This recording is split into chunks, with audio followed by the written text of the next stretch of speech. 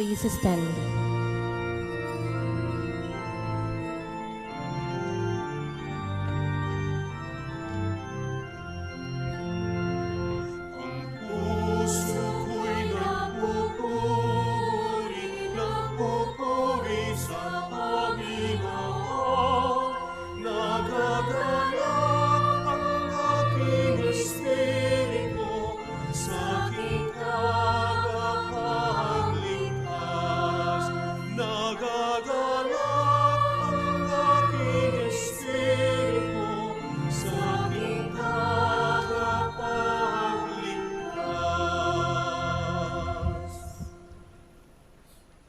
In the name of the Father, and of the Son, and of the Holy Spirit. Amen. The grace of our Lord Jesus Christ, and the love of God, and the communion of the Holy Spirit be with you all. And with your spirit. Good morning sa inyong lahat, and welcome sa kapistahan ng ating mahal na Birhen ng Manaoag.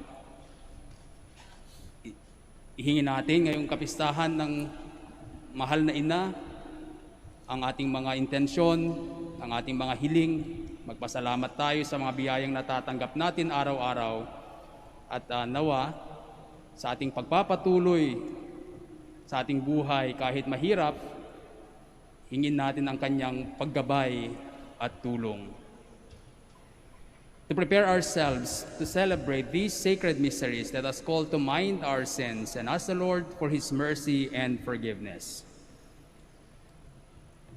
I confess To Almighty God, and to you, my brothers and sisters, that I have greatly sinned in my thoughts and in my words, in what I have done and in what I have failed to do, through my fault, through my most grievous fault. Therefore I ask Blessed Mary, ever Virgin, all the angels and saints, and you, my brothers and sisters, to pray for me to the Lord our God. May the Almighty God have mercy on us, forgive us our sins, and bring us to everlasting life. Amen.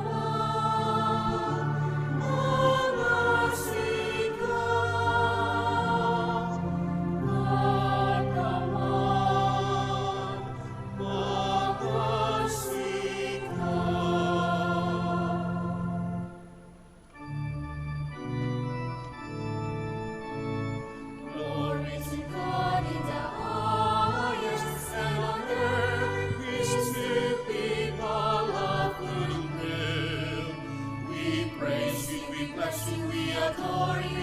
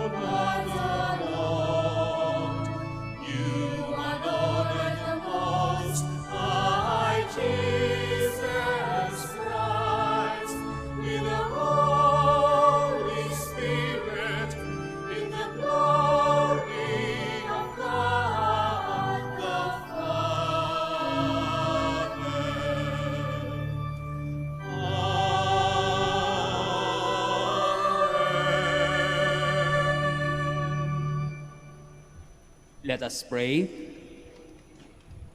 O God, who have been pleased to gladden the world by the resurrection of your Son, our Lord Jesus Christ, grant, we pray, that through his mother, the Virgin Mary, we may receive the joys of everlasting life. We ask this through our Lord Jesus Christ, your Son, who lives and reigns with you in the unity of the Holy Spirit, one God, forever and ever. Amen. Please be seated.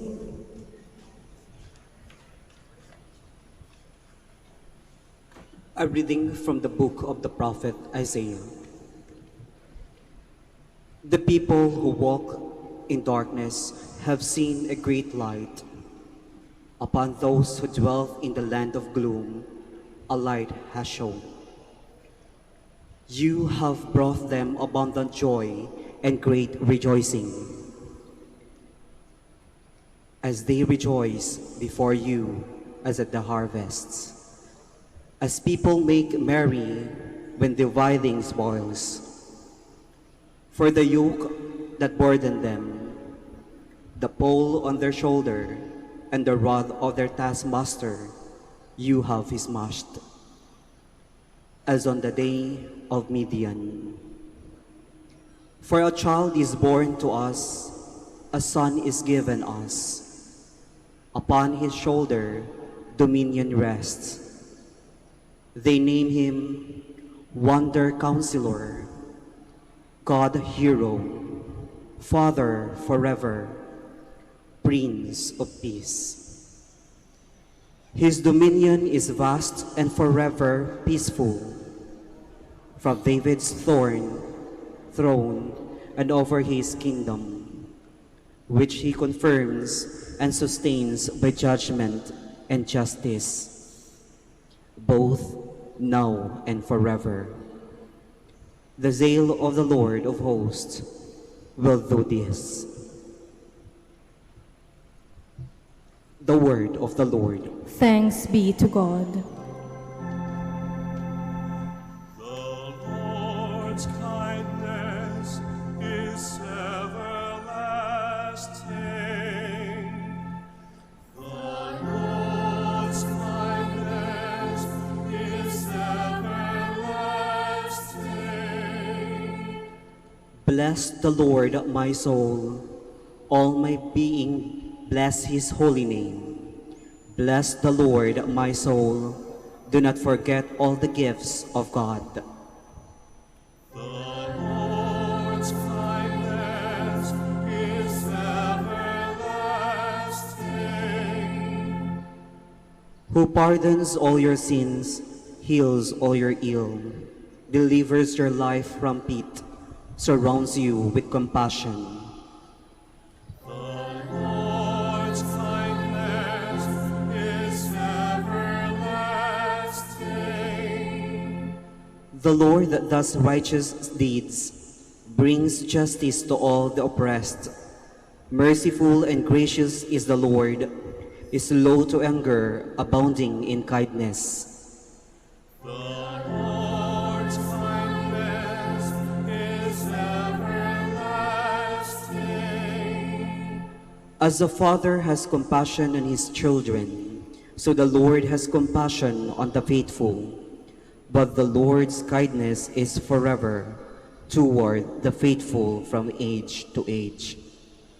The Lord's kindness is everlasting.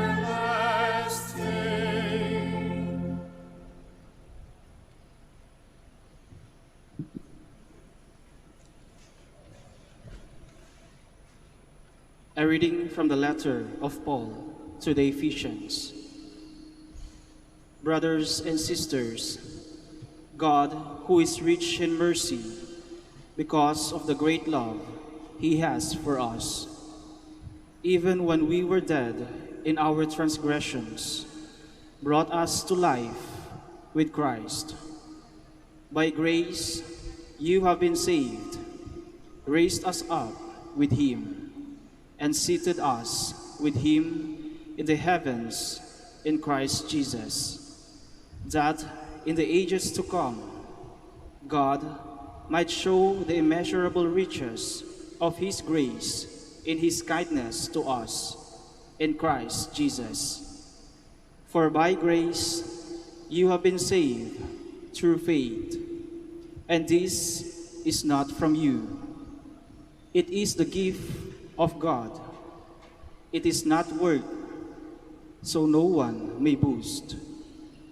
For we are God's handiwork, created in Christ Jesus for good works, that God has prepared in advance, that we should live in them.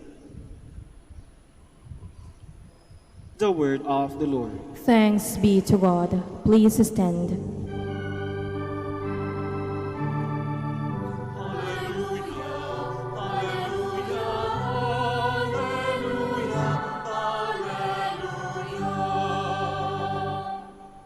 Hail, Mother of the Lord, Queen of mercy, you are comfort for the world and hope for the downcast.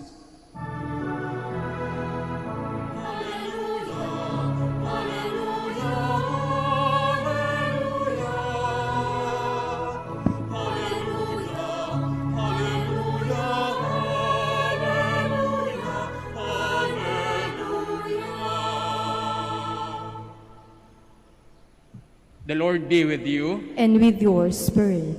A proclamation from the Holy Gospel according to Saint Luke. Glory to you, O Lord. The angel Gabriel was sent from God to a town of Galilee called Nazareth, to a virgin betrothed to a man named Joseph of the house of David. And the virgin's name was Mary. And coming to Mary, the angel said, "Hail, favored one, the Lord is with you." But Mary was greatly troubled at what was said and pondered what sort of greeting this might be. Then the angel said to her, "Do not be afraid, Mary, for you have found favor with God. And behold, you will conceive in your womb and bear a son, and you shall name him Jesus. He will be great and will be called Son of the Most High. And the Lord God will give to him the throne of David his father, and he will rule over the house of Jacob forever, and his kingdom there will be no end."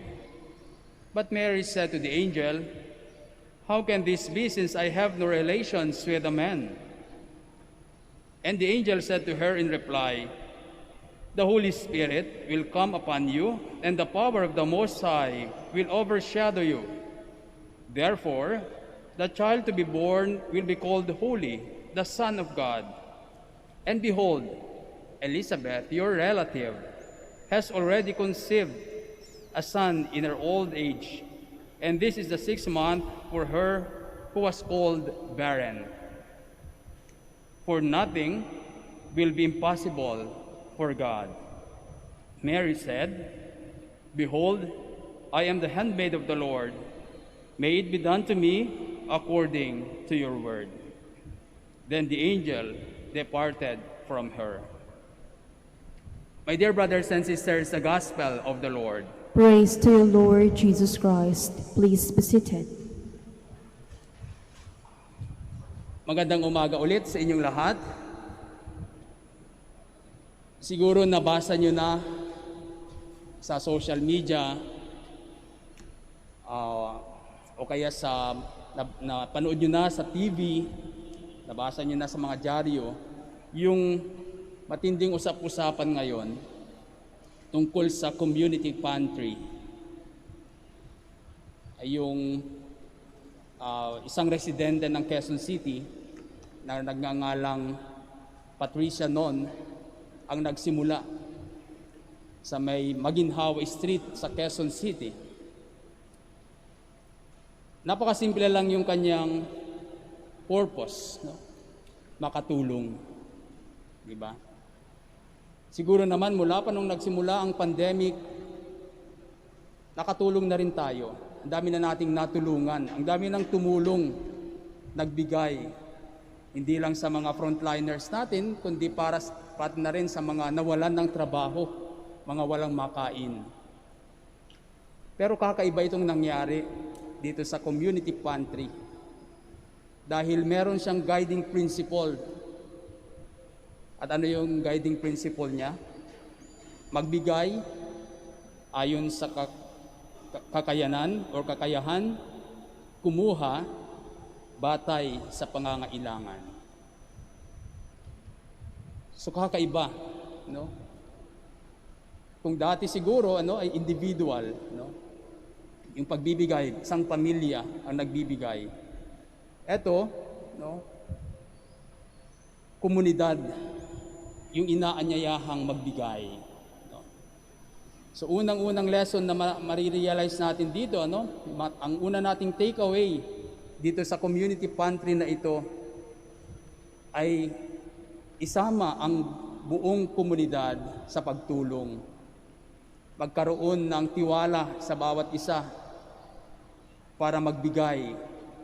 At ang sinasabi dito, magbigay lang kung ano yung kakayanan natin. Minsan kasi iniisip natin, kailangan magbigay ako marami, no? You always think of something extraordinary. Pero sabi dito, hanggang sa kakayanan lang natin. Hindi tayo pinipilit na magbigay ng napakarami. Ibig sabihin, ang sabi nga nila, we are not that too poor. Hindi tayo ganon kahirap na wala tayong maibibigay o maibahagi. Kaya kung ano lang yung kaya nating maibigay, kahit kokonti lang yan, kapag pinagsama-sama ng buong komunidad, maraming matutulungan. Kaya nga napakaganda dahil hindi na lang sa Quezon City, hindi na lang sa Manila, no? Nagkalat na yung community pantries sa buong bansa. Charity is contagious, no?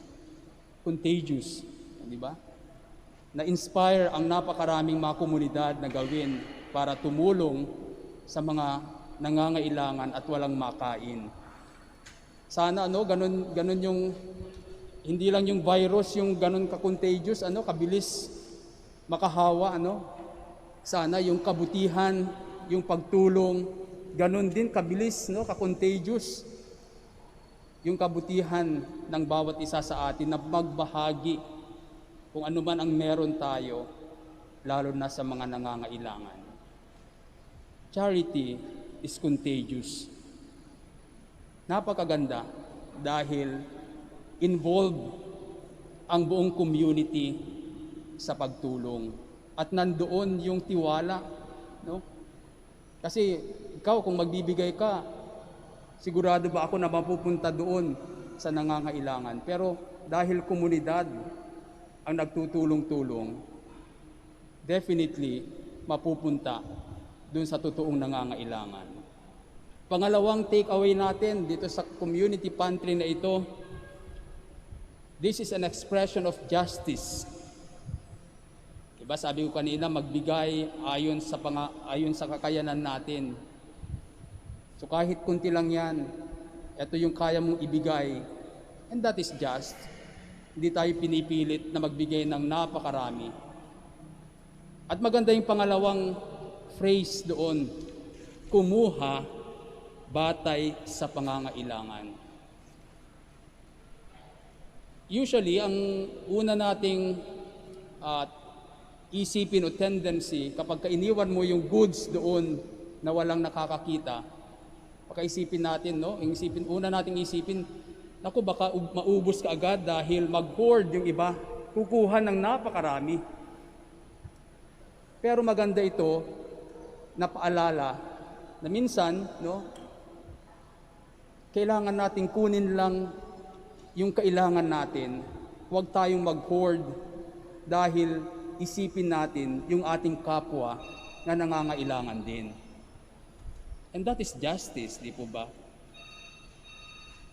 Ito kasi yung nawawala na sa atin ngayon, di ba? Ang daming mayayaman. Kinukuha pa yung para dun sa mga may hirap, di ba? Ayuda.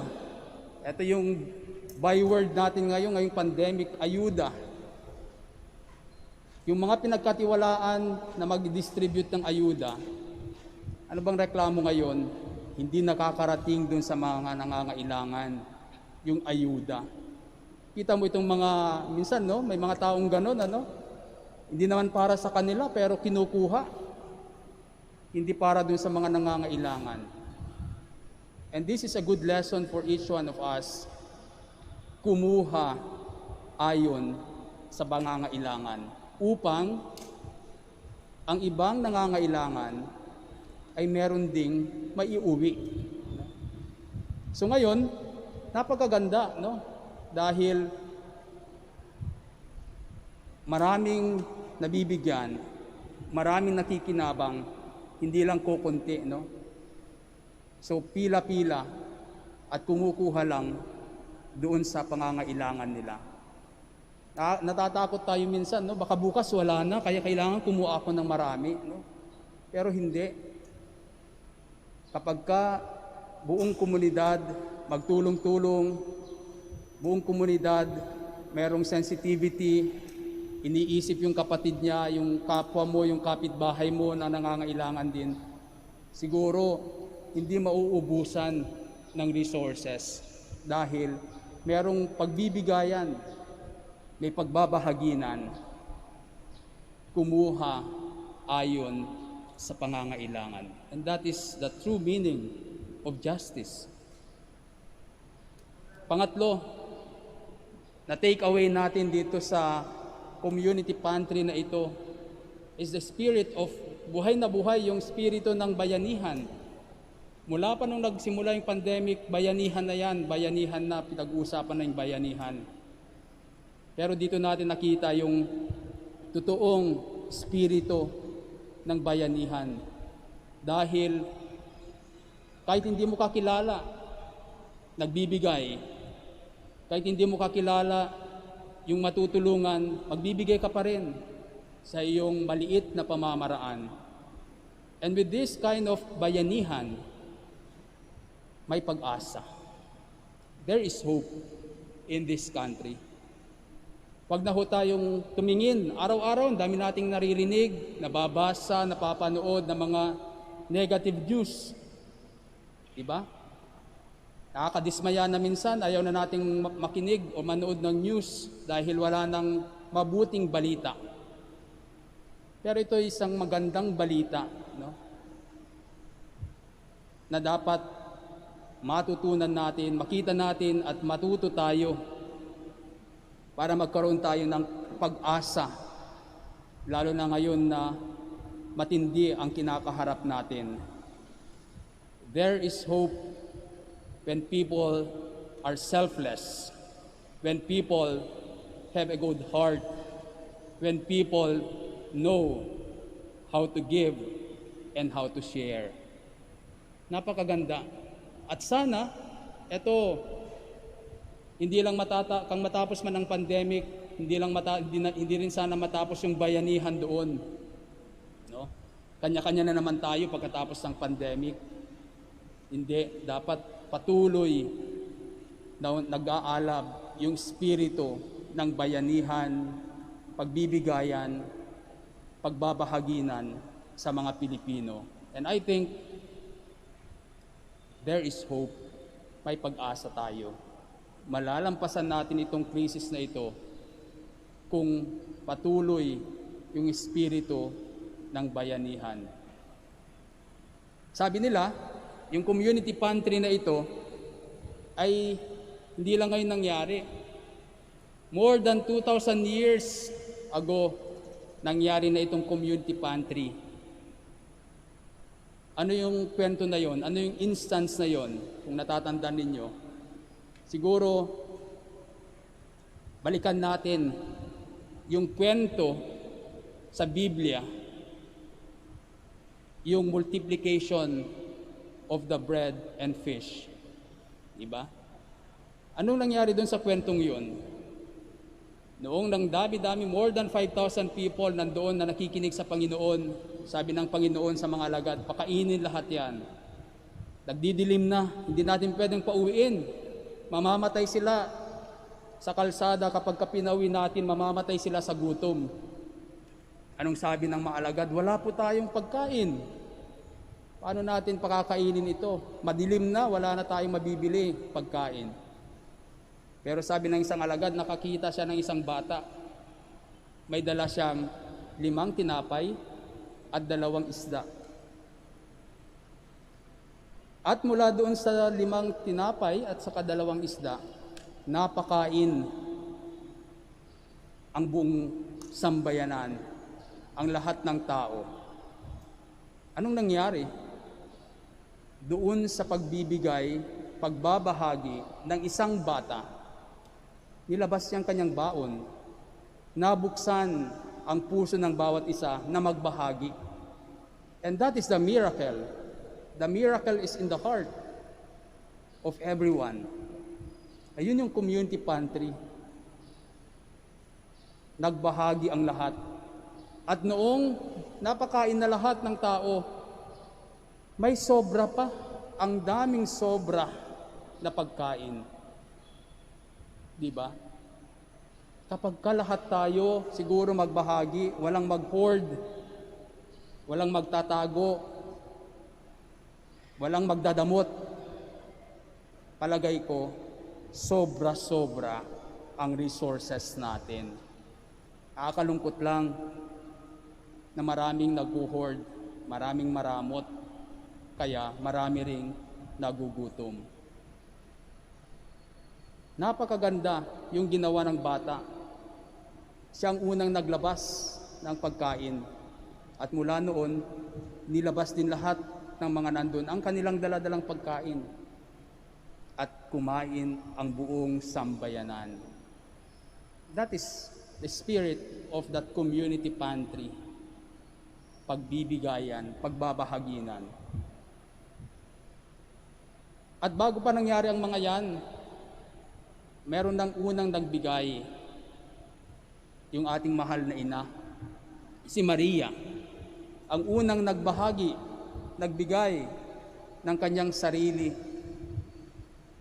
sa Diyos. Narinig natin sa ating ebanghelyo ngayon, nung pinili at tinawag si Maria na maging ina ng Diyos. Kahit hindi niya maintindihan, nagtiwala siya sa Panginoon at inialay niya yung kanyang sarili upang magkaroon tayo ng kaligtasan. Pagbabahagi, pagbibigay ng sarili, self-offering. Kung ano man ang meron tayo, kahit yung sarili natin, wala man tayong resources, bigay natin yung ating sarili para sa iba, sa ating kapwa. 3 kwento ng pagbabahagi, pagbibigay ng sarili. Siguro ito yung magandang baunin natin ngayong kapistahan ni Apo Bakit. Ang tanong sa atin ngayon, ano bang maibabahagi natin? Anong maibabahagi natin sa ating komunidad, sa ating mga pamilya? Hindi hinaasahan ang grande o ekstraordinaryo na may bibigay natin. Kung ano yung kaya nating ibigay, magbahagi. Tularan natin si Patricia, yung bata sa multiplication of the bread and fish, at si Maria, ang ating mahal na ina, na nag-alay kung ano man ang meron sila para sa Diyos at para sa kanilang kapwa. Ano kaya ang maibabahagi natin? Napakagandang tanong para sa ating lahat na pagnilayan natin. At ngayong kapistahan ng ating mahal na ina dito sa Manaoag, hingin din natin ang intercession, ang tulong ni Maria sa mga pinagdadaanan natin ngayon na napakahirap. We have to hold on to our faith in God and to the Blessed Mother. Hindi tayo pababayaan ng Diyos. Kahit magbigay pa tayo, pagka nagbibigay daw tayo, hindi tayo pababayaan ng ating mahal na ina at ng Diyos. We all stand. We now profess our faith. I believe in one God, the Father Almighty, maker of heaven and earth, of all things visible and invisible. I believe in one Lord Jesus Christ, the only begotten Son of God, born of the Father before all ages, God from God, light from light, true God from true God, begotten, not made, consubstantial with the Father. Through him all things were made. For us men and for our salvation, he came down from heaven, and by the Holy Spirit was incarnate of the Virgin Mary and became man. For our sake he was crucified under Pontius Pilate. He suffered death and was buried, and rose again on the third day in accordance with the Scriptures. He ascended into heaven and is seated at the right hand of the Father. He will come again in glory to judge the living and the dead, and his kingdom will have no end. I believe in the Holy Spirit, the Lord, the giver of life, who proceeds from the Father and the Son, who with the Father and the Son is adored and glorified, who has spoken through the prophets. I believe in one holy, Catholic, and Apostolic Church. I confess one baptism for the forgiveness of sins, and I look forward to the resurrection of the dead and the life ever of the world to come. Amen. with the prayer of the Blessed Virgin Mary as our model, let us give praise to God and present our needs as we say, Lord, hear our prayer. Lord, hear our prayer.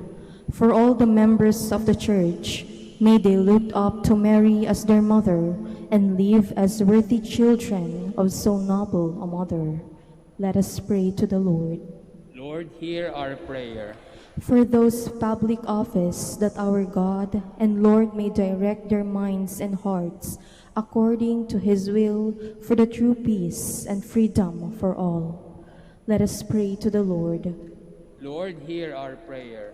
For a swift end to the COVID-19 pandemic that afflicts our world, that our God and Father, through the intercession of Mary our Mother, will heal the sick, strengthen those who care for them, and help us all to persevere in faith. Let us pray to the Lord. Lord, hear our prayer. For all who devoutly recite the Rosary, may they be drawn closer to God through his prayer. Let us pray to the Lord. Lord, hear our prayer. For all of us who celebrate the feast of Our Lady of the Holy Rosary, may we, like Mary, praise God, recognize his might and mercy, and remain faithful to him until death. Let us pray to the Lord. Lord, hear our prayer. Father, you sent your Son to be born of a woman, Mary. Grant that our devotion to her may draw us closer to your Son, who lives with you in the Holy Spirit forever and ever. Amen. Please be seated.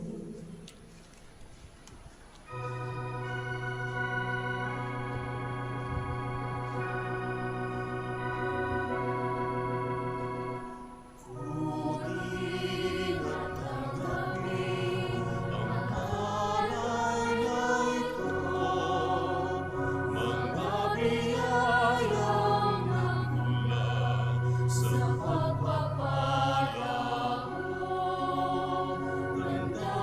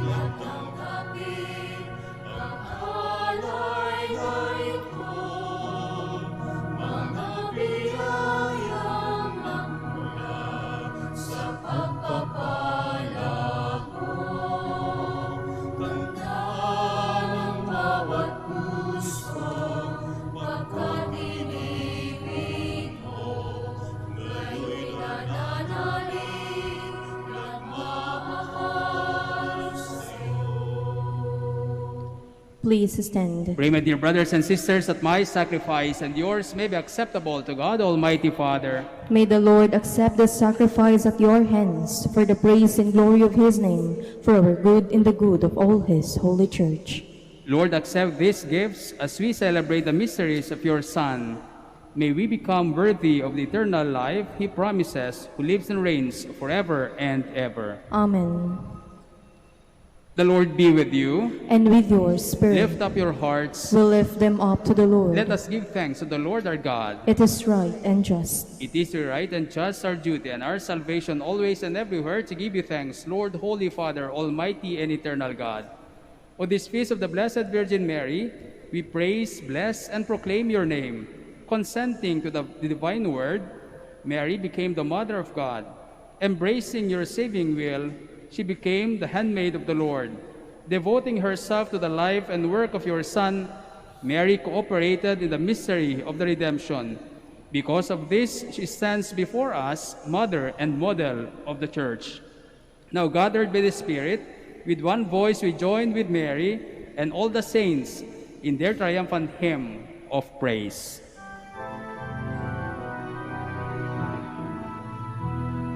Santo, Santo, Santo, Panginoon Diyos, nabubuno ang langit at lupa ng kadakilaan mo. Hosanna, Hosanna, Hosanna, Hosanna sa kaitaasan. Hosanna,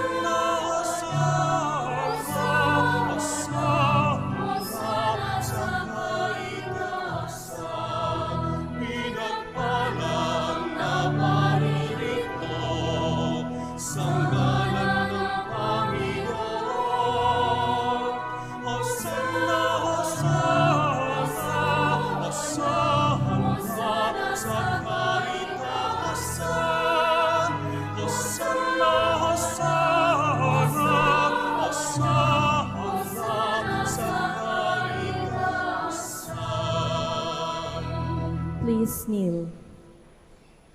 You are indeed holy, O Lord, the fount of all holiness. Make holy therefore these gifts, we pray, by sending down your Spirit upon them like the dewfall, so that they may become for us the body and blood of our Lord Jesus Christ. At the time he was betrayed and entered willingly into his passion, he took bread and giving thanks, broke it, and gave it to his disciples, saying, Take this, all of you, and eat of it, for this is my body, which will be given up for you.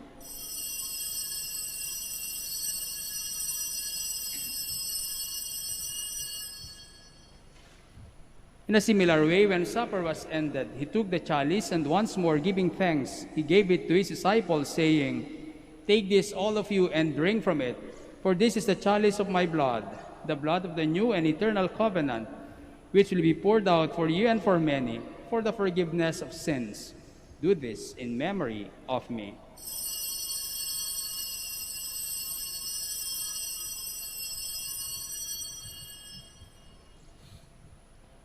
The mystery of our faith.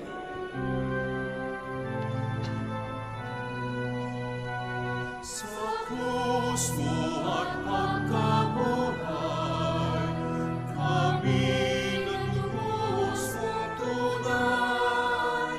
O Jesus, naming mahal, iligtas mo kami tanan. O Jesus, naming mahal, ngayon at magpakailanman. Therefore, as we celebrate the memorial of his death and resurrection, we offer you, Lord, the bread of life and the chalice of salvation, giving thanks that you have held us worthy to be in your presence and minister to you. Humbly we pray that partaking of the body and blood of Christ, we may be gathered into one by the Holy Spirit. Remember, Lord, your church is spread throughout the world, and bring her to the fullness of charity, together with Francis our Pope, Socrates our Bishop, Fidelis his auxiliary bishop, and all the clergy and your entire people. Remember also our brothers and sisters who have fallen asleep in the hope of the resurrection, and all have died in your mercy. Welcome them into the light of your face. Have mercy on us all, we pray, that with the Blessed Virgin Mary, Mother of God, with Saint Joseph, our beloved spouse, with the blessed apostles, with Saint Dominic, Saint Thomas Aquinas, and all the saints who have pleased you throughout the ages, we may merit to be co-heirs to eternal life and may praise and glorify you through your Son, Jesus Christ. Through him, and with him, and in him, O God, Almighty Father, in the unity of the Holy Spirit, all glory and honor is yours forever and ever.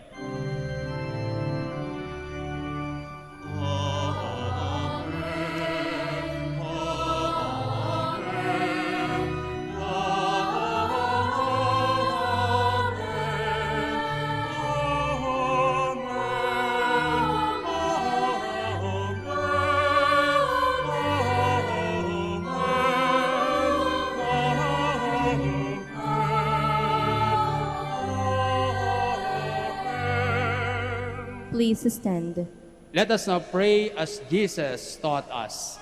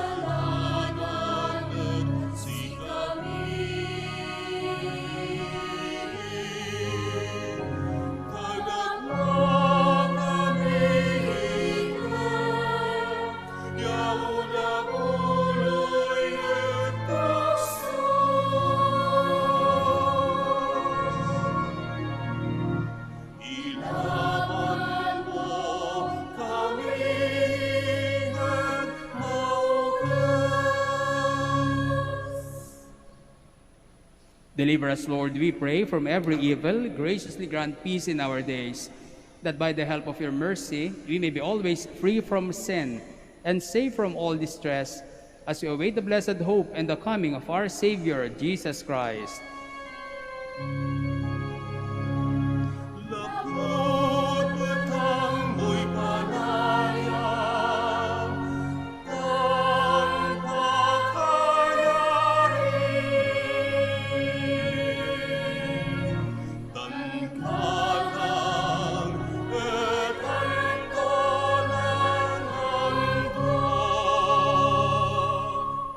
Lord Jesus Christ, you said to your apostles, "Peace I leave you, my peace I give you. Look not on our sins, but on the faith of your church, and graciously grant her peace and unity, in accordance with your will, who live and reign forever and ever." Amen. The peace of the Lord be with you always. And with your spirit. We now offer to each other the sign of peace. Peace be with you.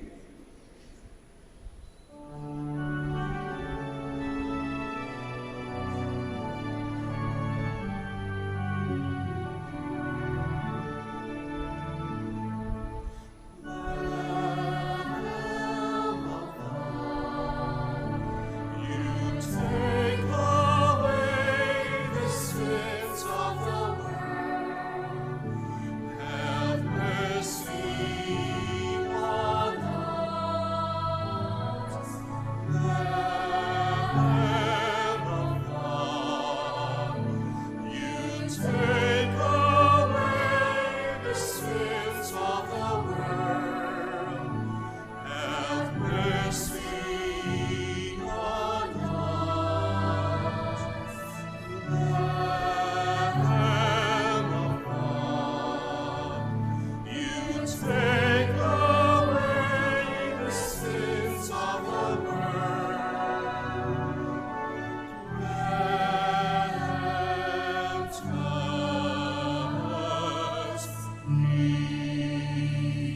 Please kneel.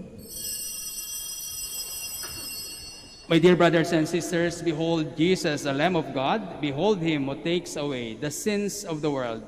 Blessed are those called to the supper of the Lamb. Lord, I am not worthy that you should enter under my roof, but only say the word, and my soul shall be healed.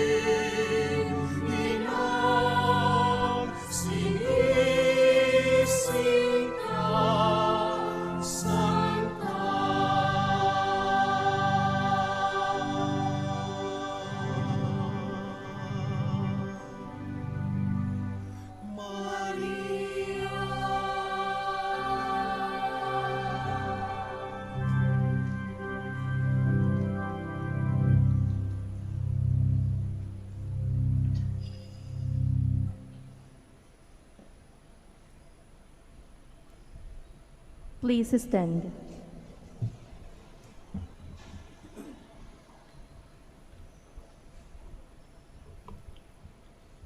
Let us pray. Lord our God, in this Eucharist we have proclaimed the death and resurrection of Christ. As we ponder these same mysteries in the Rosary, help us to proclaim them to your people. We ask this through Christ our Lord. Amen.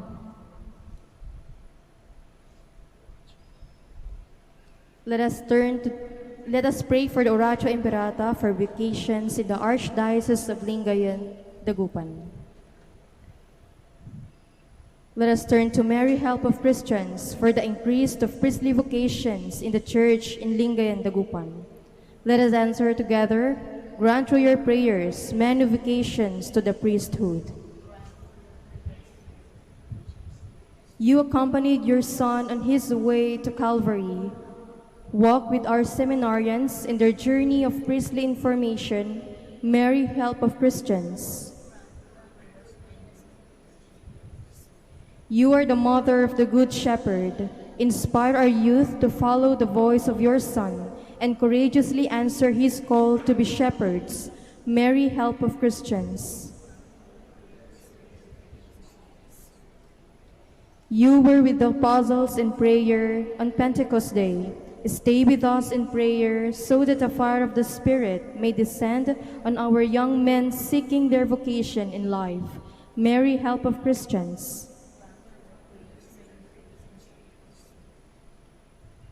Your Son entrusted to you the beloved disciple at the foot of the cross. Take into your immaculate heart our young men who are reluctant to answer the call to be priests. May help of Christians.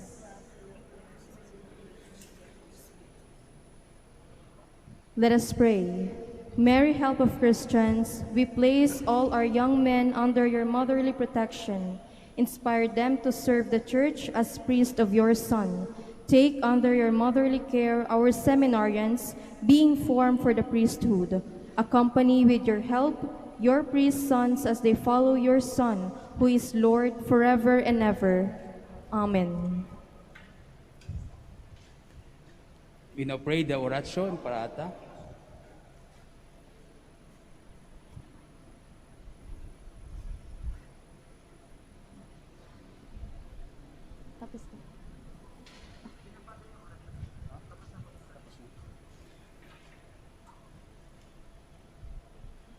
The Lord be with you.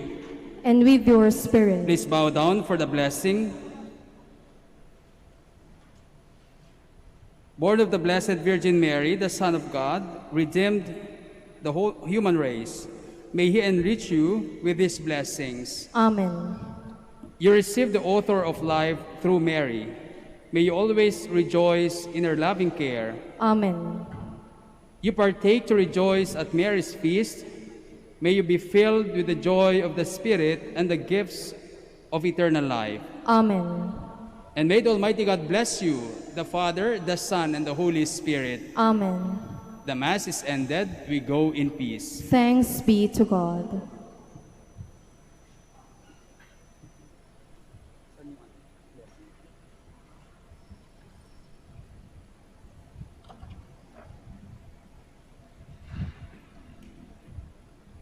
We now proceed to the blessing of the sick and the blessing of religious articles.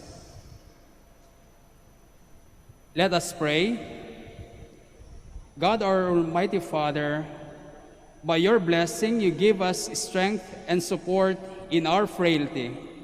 Turn with kindness toward our sick brothers and sisters. Free them from all illness and restore them to good health.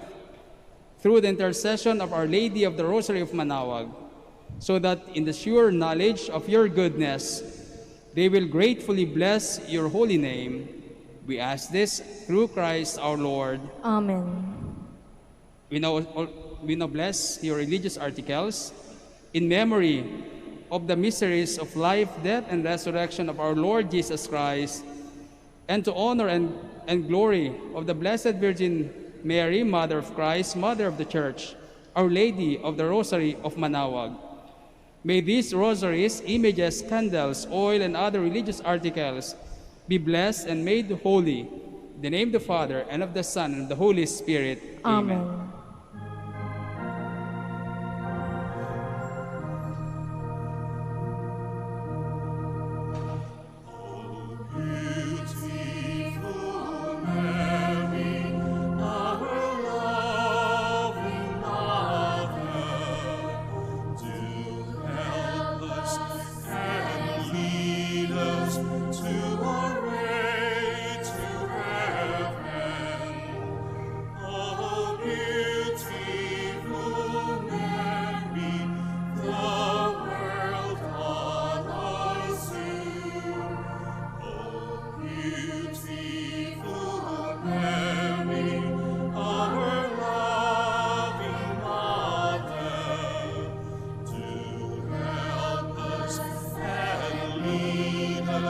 To our way to heaven.